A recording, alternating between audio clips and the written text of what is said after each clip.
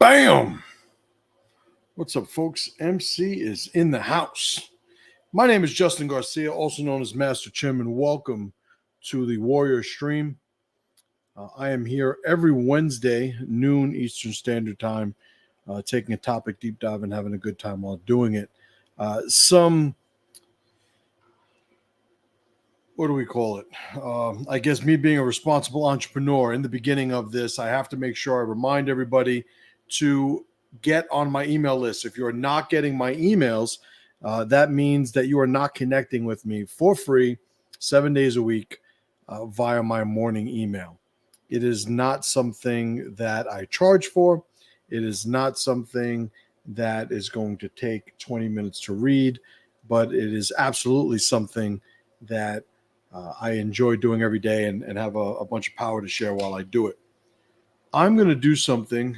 I've already started this, but right now I have a bunch of people working outside and I can't hear a damn thing. So let me put this on. All right, what's going on? If you guys could still hear me, I just activated these Bluetooth headphones. If you guys could still hear me, just do me a favor and give me some feedback. Let me know that I'm still being heard.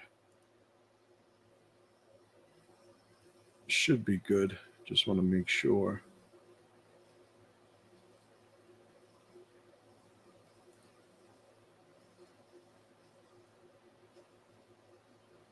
All right, good to go. All right, so all the links are in the description, whether you're watching on the YouTube page, you're watching on one of the Facebook pages, and you guys could go check that out. It's there. It's free. Get on the email list. I need people on my email list. As the election cycle heats up, I don't know which way I'm going in terms of content sometimes. Like these live shows, I start with an outline, with a framework, and I just start populating it, going off the head. But sometimes I'm going to go where the energy brings me. And sometimes that gets me in trouble. And so making sure that you're connected to my email list is something that's always been a good practice on my part. So who do we got here? Jesse, what's going on? David, I appreciate that. Aaron says, your emails are awesome. Good morning. We could hear you over here. Right on. Appreciate that. Good to see you guys. All right. Good to go. All right. So I started off today, early this morning, as I usually do every Wednesday, going, all right, what the fuck am I going to talk about today? And I'm always trying to stay relevant. I'm always trying to stay current to some extent. And because I have so much content in the form of courses and different trainings and stuff, I'm always trying to ask myself, okay, what could I do that is not going to sit there and make people feel like they're going through a class or something? So I'm always, all right, instead of just going over strategies and formulas and stuff that are on the other side of a bunch of my products and services, I'm always like, all right, well, let me try and take that information and just apply it to common situations for people. So I'm sort of like helping you guys more with implementation than the actual conceptual training that I tend to do in a lot of my coaching programs. And so today I'm thinking, all right, I don't know what I'm going to go over. I put the shirt on. This is my current favorite shirt right now. And I'm going, all right, well, all pain is training. Like I'm just trying to sort of open my eyes and my creative process as I'm waiting for something to sort of resonate or draw my attention, just build from there. And the idea of strength came up. And strength always wins is another one of my sayings. Most of my sayings I have a shirt for. So if I say if it's a shirt, it's one of my shirts. It's usually one of my sayings and vice versa. But strength always wins is one of them. And I wanted to not just make an argument why it's better to be stronger than weaker in an absolute sense without sort of bridging any gaps in people's understandings as to the value of strength or a philosophy of strength, a lifestyle, a mindset of strength. I also didn't want the idea of strength to just be reduced to this sort of, platitude or cliche, well, it's better to be the good guy than the bad guy, the hero than the villain. Like there's some more nuance to it, right? And there's some relative perspectives and contexts that need to be considered when really trying to understand the concept of strength as I see it. So then it became this idea of, in my head, well, strength is always a good investment. Meaning, if I'm trying to be stronger by default, my life is going to wind up better than it would have been otherwise. So then it's like, okay, strength as an investment. When I decided to name this talk today, the return on strength, I guarantee you, some of you guys, there's thousands of people that get my email every morning. I guarantee you there's a whole bunch of you who were like, oh, that's a typo. He meant the return of strength. And no, it's the return on strength. Return as in the return on any investment that we make, the ROI, if you will. So today I want to talk about some of the benefits of investing in being stronger. Not in an absolute, it's better to be strong than to be weak, because I think whereas a lot of people, when given those two choices would agree with that, I don't necessarily leave you with any more context or point of reference if I just leave it at that level. So I want to go into some more detail. And Jamie, what's up, brother, man? John Wiley, good to see you. Jan Saxa, good to see you, darling. Hope all is well. So I did prepare an outline. I have 5 things that I think are positive returns on an investment in strength. And I'm using them as just a sort of outline to get me to flesh out some of these positions that I have. And feel free to write any questions in the chat there, and I'll hit them when I get to them. But we're going to start off with number 1, and these are in no specific order, which is confidence, greater confidence. So in my work with self-power, right, and I just recently have a power program called Self-Power, where the concept of self-power is the ability for an individual to maintain the integrity of his or her identity in the face of the stressors they are engaging in their ecosystem. Meaning it's, how do you not lose your mind when going through some shit, right? In a very rudimentary way of putting it. And self-power is the one metric that I think if everybody was tracking would give them the biggest bang for the buck. And confidence is a good sort of segue into that greater concept of self-power. With confidence, we feel that we are secure in our ability to move forward in a given endeavor. Confidence gives us the ability to not doubt the integrity of who we are as we move. When somebody is hesitant and we say they lack confidence, if we try to describe exactly what that is, like what is that substance or that attribute that they don't have that is making them doubtful and preventing them from moving forward, it's really they think if they move, they're going to break down.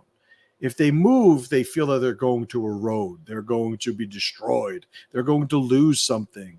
They're going to experience pain. Some negative outcome is on the other side of movement with these people. And that is where confidence starts to undermine that notion.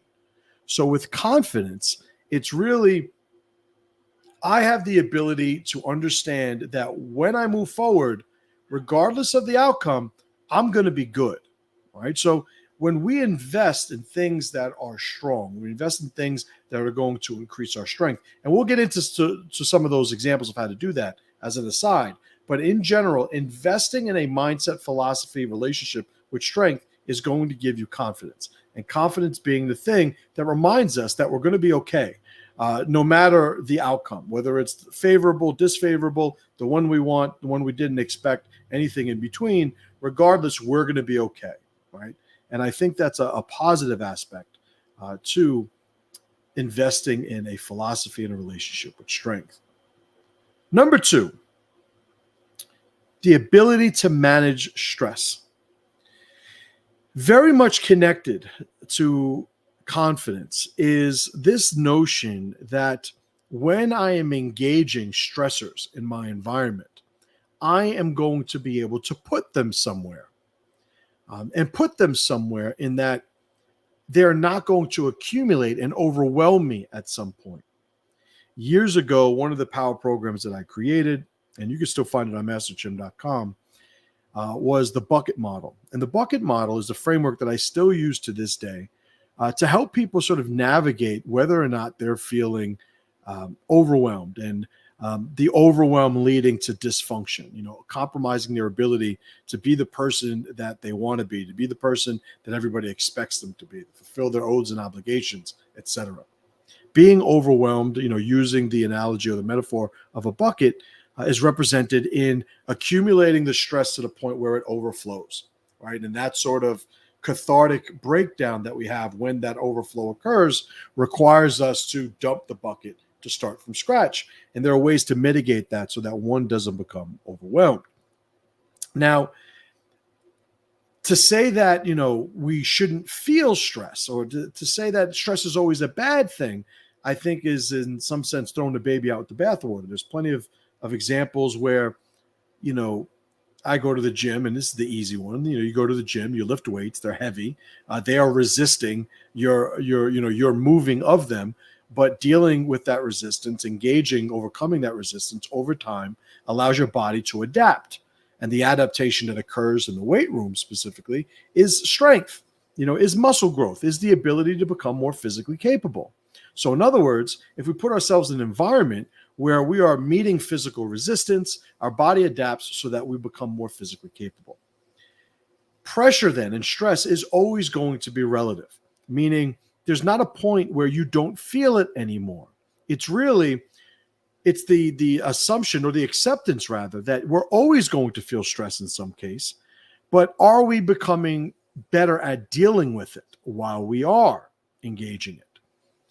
If I get into a fight every day, let's say I'm a 10-year-old boy and I get into a fight every single day. At some point, it makes sense for me to learn how to fight. Now, it just so happens I get into a fight every day. There is going to be some increase in my ability to fight because I'm just exposed to it over and over again. And I'm going to learn patterns and get repetitions, build relationships with things that work, things that don't work. And I'm going to get better inherently from just doing the thing over again. But it would make sense. The argument makes sense for learning how to fight as an aside. Well, if you're going to fight every day, you might as well take some time out and learn how to do it more effectively. In other words, sort of get a better return on investment rather than just move at the pace of fighting every day and whatever that happens to teach you. We want to get better a little bit faster than that natural organic process, so we're going to get better at it. Just the same, when we invest in strong philosophy, strong mindset, strong relationships with our physicality, there is a stealing of the pace, if you will, in our ability to engage the stresses of our environment. We can become stronger than the stressors we are facing, which allows us to sort of climb the ladder. We then get to become even more formidable because we get to engage higher levels of stressful environments that wind up becoming more productive for us. In other words, to go back to the weightlifting metaphor, if we're using resistance to stress our body and we adapt and we become stronger, we could always add more weight to the bar. And as we add more weight to the bar, the idea is we're not only maintaining the strength we have, but we're also constantly adapting and becoming stronger still. Much the same, the stressors that we engage in our lives are really opportunities for us to create that adaptation. And we want to never bail on the pursuit of stress, right? Or pressure, you've heard me say over the years, because that is the thing. That's the key. That's really the building block of all the power you're going to generate and enjoy later on.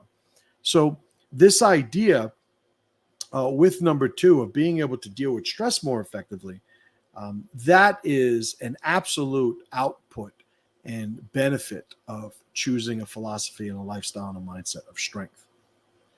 Number 3, and again, I'm going through 5 of these in no particular order. So far, I've gone over confidence, talked about stress management, being able to deal with stress. Now, number 3, productivity, an increase in productivity. Now, we could start from a physical standpoint where physically, if I am more capable, I'm able to be more productive. If we're moving furniture and I am a power lifter and you are a no muscle having, yoga instructor type, It's not that we don't have use. It's just that I'm going to be a little bit more productive because of my ability to physically do things. In fighting, one of the things that I know is that when you have an individual that doesn't get tired, or his rate of getting tired is so extended and surpassed beyond the people that he's training with or fighting against, it is being stronger. It is an actual strength advantage that he has, the strength of his endurance. So there are physical applications of enjoying the benefits of strength in the form of productivity. But there's also something to be said for how much of our energy from day to day needs to be allocated to helping us sort of stay on task. Those of us that have really bad days, right? We go through we all have them. I have all these formulas and frameworks. I still have bad days. I still lose my temper from time to time. And I'll let you know if I ever reach perfection, probably not in this lifetime. But when we're having a bad day, we understand that in that state, one of the priorities that we should have is getting out of that bad state. It's getting into a better, more focused, more productive state. Sometimes being in a better state is also feeling happy, feeling enthusiastic, feeling, grateful. There's all these things that we can put onto it. But I would say in a general sense, being in a better state is just not being bogged down by stories that we have to battle while engaging our environment. When we're in a really productive state, we're not in our own way, and we could be as present as possible. We can be completely there, in other words. And that is something in terms of productivity that is an absolute advantage to the person who is mentally strong. So when you are stronger, and there is a point, I think, where, like, I would even argue there's a point of diminishing returns. A lot of Stoic philosophy.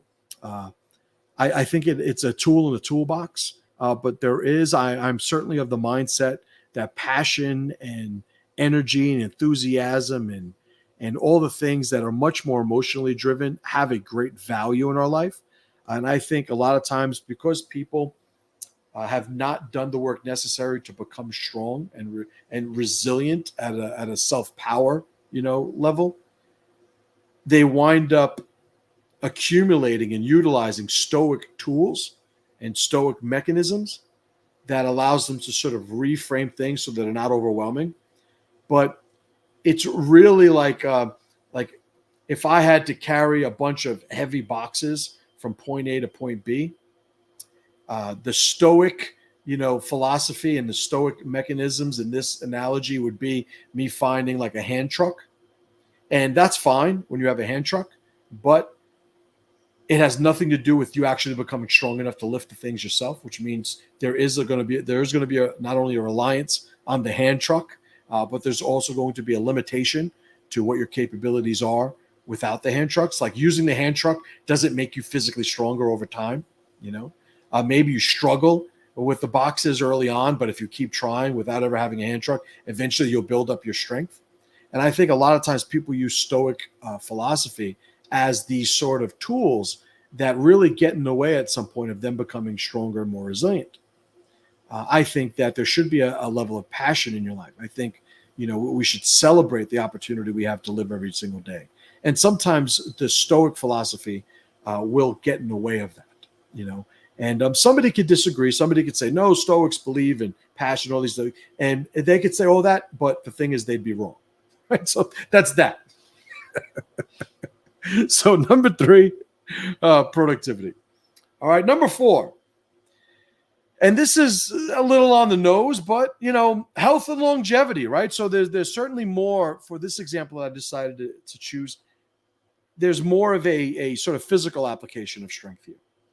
But I am such a proponent for having a relationship with your physicality, as I put it, which really is your ability to physically engage, manipulate your surroundings, the ability for your body as it engages your surroundings to drive how mentally we look at our experiences. Sometimes you're in a really bad mood. Tell you to go take a cold shower. Tell you to go hit the bag. Tell you to go lift some weights. Tell you to do a couple of wind sprints. There's some physical tasks that we could accomplish, that we could engage, that immediately have a positive impact on our mental relationship with our surroundings, because they are so integrally tied together. So having a philosophy of strength, a mindset of strength, a lifestyle or the pursuit of strength will give you physical benefits. My grandmother is going to be in a couple of months. She's going to be 98. And still out and about every day. And my grandmother, grandma, if you're watching, love you. But according to her, never ate vegetables, never been a fan of vegetables. But one of the things I will say about my grandmother, as far as I've known her, my relationship with her over the years, over my lifetime, is she's somebody who's not only mentally has always kept it moving. She, like a lot of people from her generation, and you live a long enough life, you're somebody who's been through some shit, and she has as well. But also worth noting is that when she was younger, I remember in the 80s and even 90s, she was part of the aerobics craze. Like the wearing the leggings, going to the gym, doing the step classes and everything. She was always very interested in engaging her physicality. And at 98 years old, she's still out and about. Having broken all the rules that so many other people say are connected to longevity and such. I'm not somebody who's a huge proponent for longevity. I think I'm anti-suicide, right? So I don't think that by definition that makes me pro-longevity. I really think that every day should be one that we're grateful the opportunity to live fully, right? And it sounds a little corny, I get it, but that is what I believe. Every day I wake up excited about what I can accomplish this day. Sometimes the days, stressors will knock me off track, will get me off mission. But every single day I wake up starting from scratch and going, okay, let's get at it again. And I look at my grandmother, who's going to be 98, and she's certainly somebody who's an example of that. So I think her ability to stay, still sharp as a tack, still physically active. I mean, she's 98. She's not doing backflips or, doing any mountain climbing or anything, but she is absolutely capable at 90, 97, she'll be 98 in a couple of months, right? So let's go over the last one. So far we've gone over, and these are all benefits, right? The benefits, the return on strength, the return on investing in a lifestyle, a mindset, a relationship with strength. We've gone over confidence as being one of the key benefits. So number one was confidence. Number two, the ability to manage stress.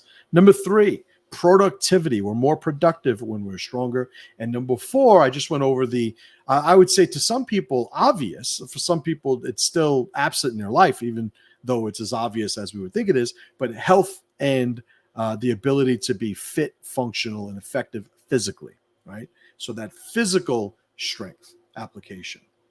And the last one that I'm going to go over, it's not the only one, but on a list of five, this is the last one, the fifth of the list that I'm going over.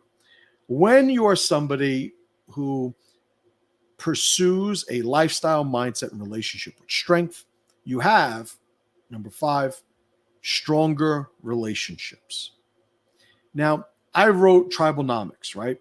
I'm the tribe guy. Like I talk about tribe. I talk about these dynamics and mechanics of different group identities engaging with each other. Well, one of the things that is sort of like a gimme in a lot of the stuff that I talk about when it comes to relationships, alliances more generally, is the sort of presumption that the identity stays the identity, right? So it's like, oh, this couple's gonna be a great couple. This guy, this man, this woman, we're going to hook them up because they'd be great together. One of the presumptions that we make with that sort of assessment, even if the assessment is spot on, is that this guy is going to stay that guy, that girl's going to stay that girl. Now, it's not that they're going to change necessarily who they are, but they're going to change how they are. They're going to change what it is that they pursue in order to stay true to who they are. That at some point might become incompatible, right?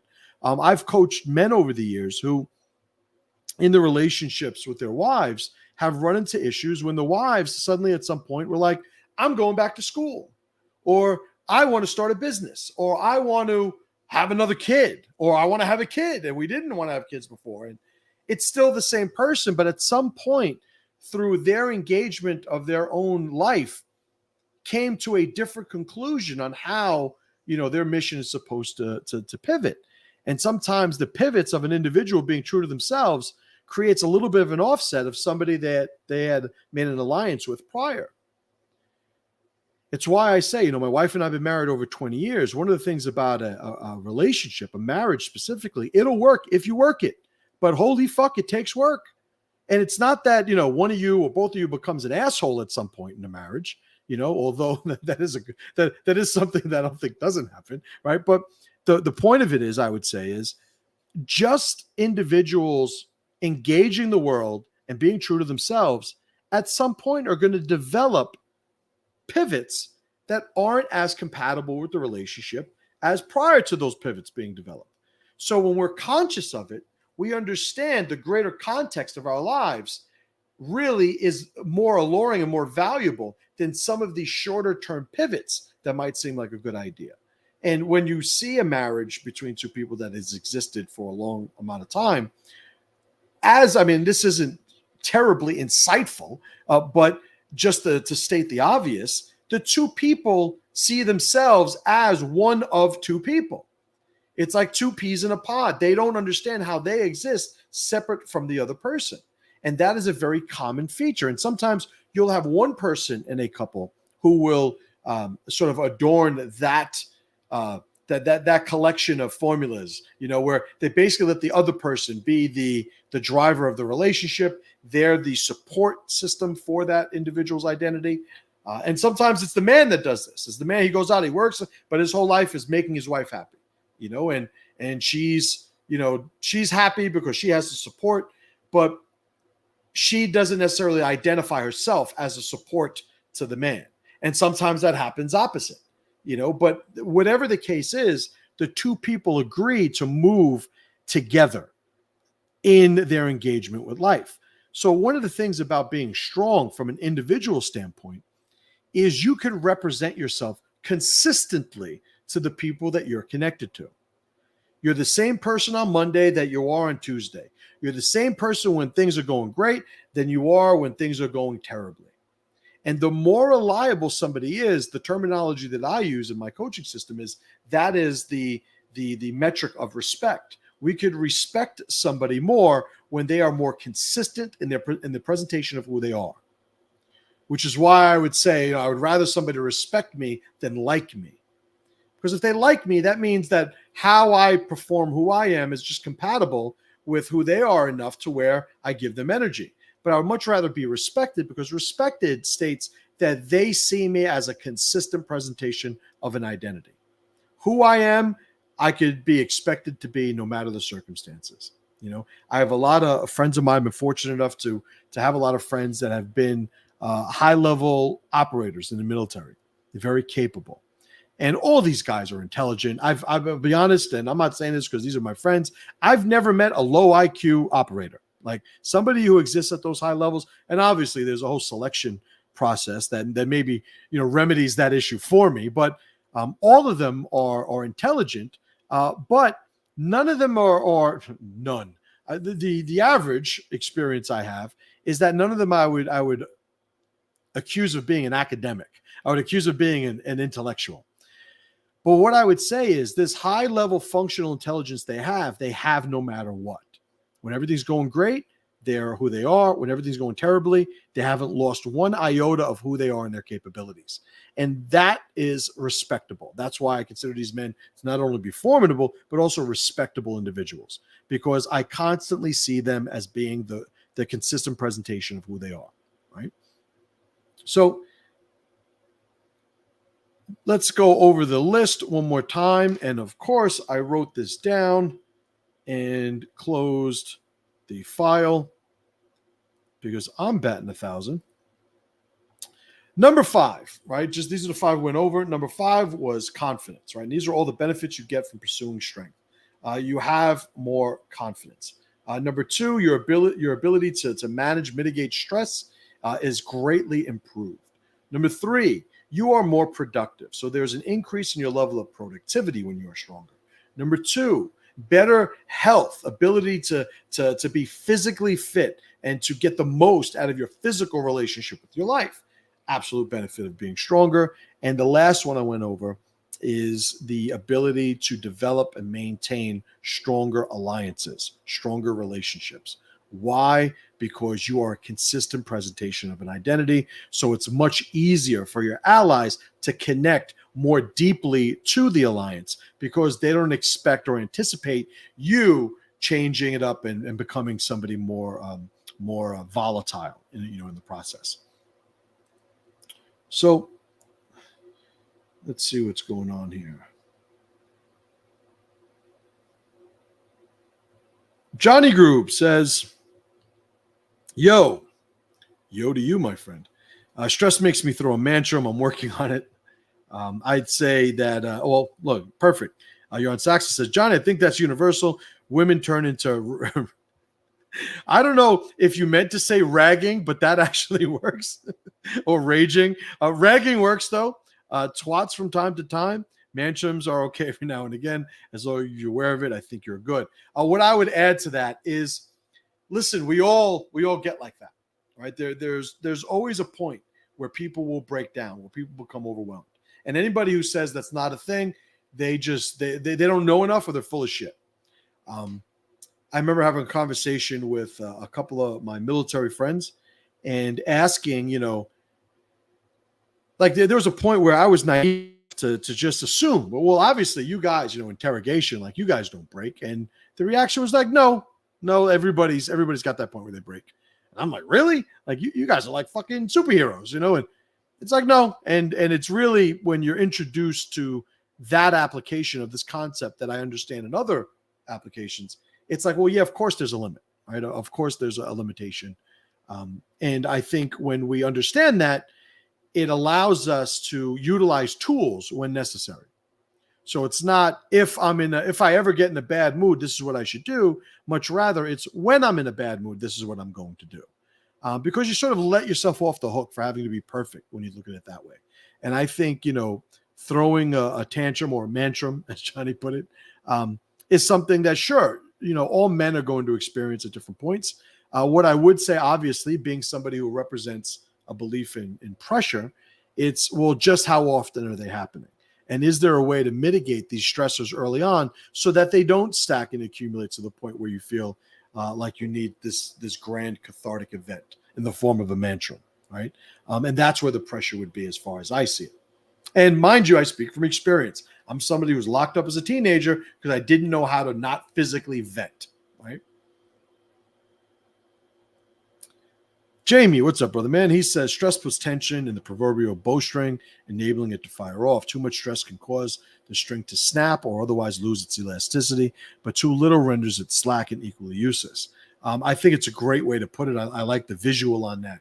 And I would say, in the people that I've coached, over the years, a very common, and it's not common in a general sense, but probably the most common of the instances where somebody thinks I'm going to do something that I'm not, or they had a little bit of an off expectation of what coaching was going to do. Sometimes people think I'm going to turn them into, this person who doesn't feel stress, who isn't distracted. And it's like, I don't run a sociopath academy, right? I can't make you feel, but the other side of it, and this is piggyback on something that I had said earlier, I'm somebody who believes in celebrating life. I'm somebody who believes in having things that he becomes passionate about.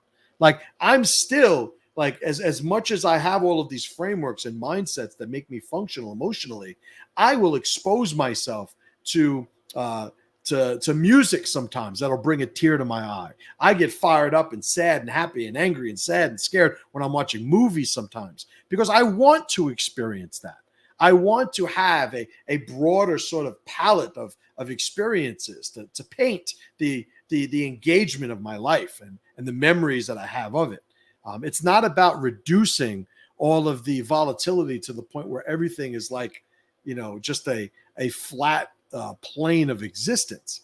Like I have a treadmill, right? I have a couple of treadmills. I have one in my house. I have one in my office here. But I'd much rather be on a trail in the woods any day of the week.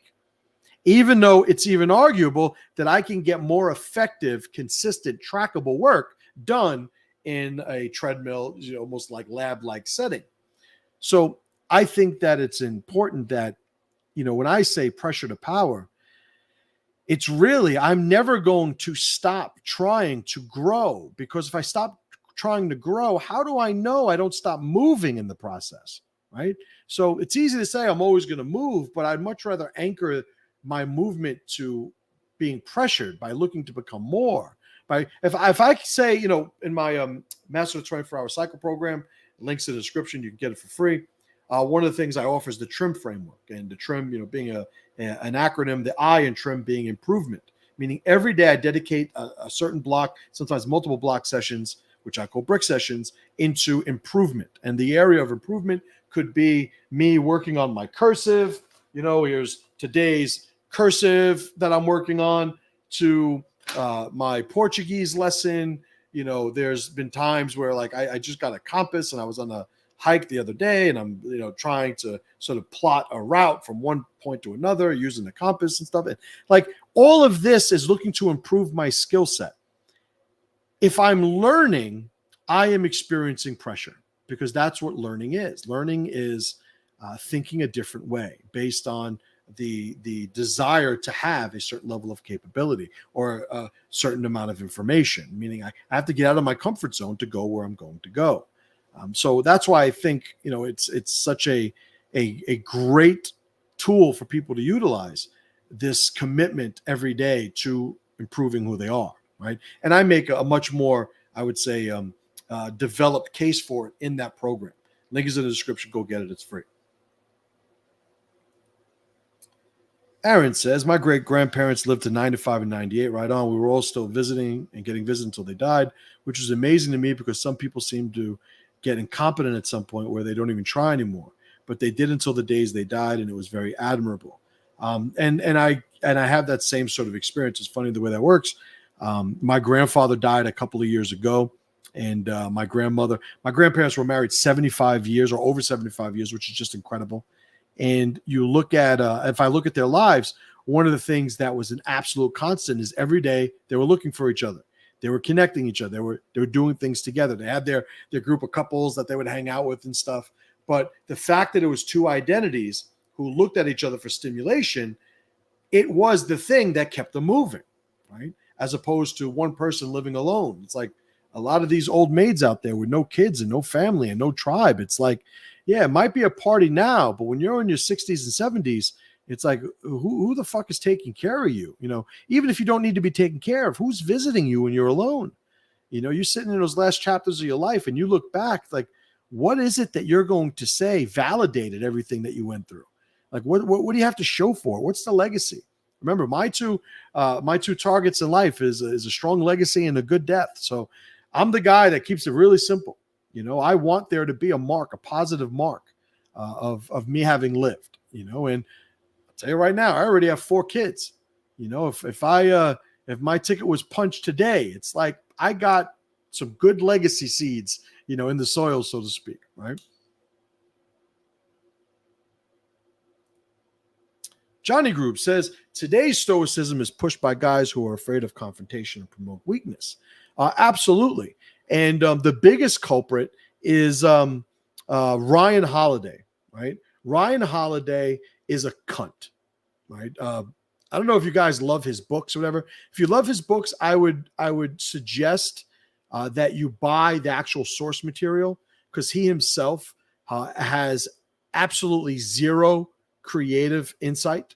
He hasn't created anything new. He's somebody who has taken some very powerful individuals throughout history and the power that they've shared in their writings, and he's repackaged it and repurposed it and positioned himself as something of an authority to the layman on this stoic way of thinking. And I've made videos about him before. He is an absolute cunt. I didn't care for him before. During the whole COVID thing, you got to see just how much of a stoic he was, because he was a scared, emotional little bitch and was trying to shame people for not getting the thing. And like, you guys could go research, go Google it. I'm not going to fucking give him too much shine here, but he's an absolute fucking cunt. And I agree with Johnny there. A lot of the people that are advocating for stoicism, I would say either fall into that weak cunt, sort of mold, Or a lot of times you just get guys that it's the first thing that ever helped them. And maybe they're weak. Maybe they've never built themselves up, but they get their hands on these Stoic tools. And for the first time, they tried something and they got the result they wanted. And so that just sort of monopolizes what they think, their power is going to be connected to. And I would say that, if you're somebody whose Stoicism has created a tremendous change in your ability to navigate your life functionally, I think that that's incredible. That's wonderful. But I would rather you look at it as a stage and ask yourself, well, what's next? Because we never want to get to the point where we're not experiencing life. We're not celebrating life. Every day is an opportunity to go on an adventure. And that is not necessarily a notion that's congruent with the Stoic mindset, right? Understand, too, a lot of the Stoics, the historic Stoics, were people who lived in a time where the volatility that they engaged on a daily basis, we have absolutely no relationship with, right? So you take away the peaks and valleys from the lives that we live now, and you might as well get a fucking lobotomy. Back then, you remove those peaks and valleys, and you're remaining functional because of just how volatile those times were. So I think that's another context people need to consider when looking at the tools that Stoicism shares, which by themselves have value, and I'll never deny that. But Ryan Holiday's a cunt, if I didn't mention that.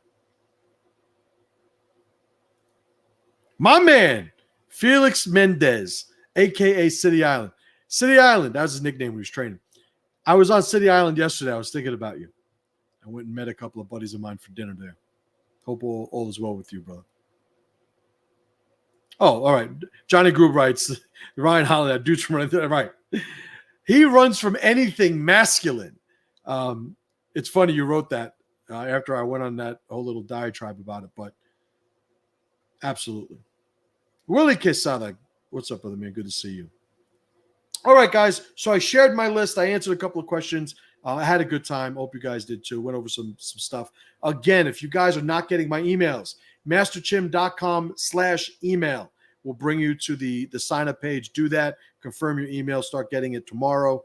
I give you a free program, the Master of the 24-Hour Cycle program, just for getting on the free email list. But aside from that, I will see you guys next week. I appreciate you guys hanging out. And as always, brothers and sisters, pressure to power.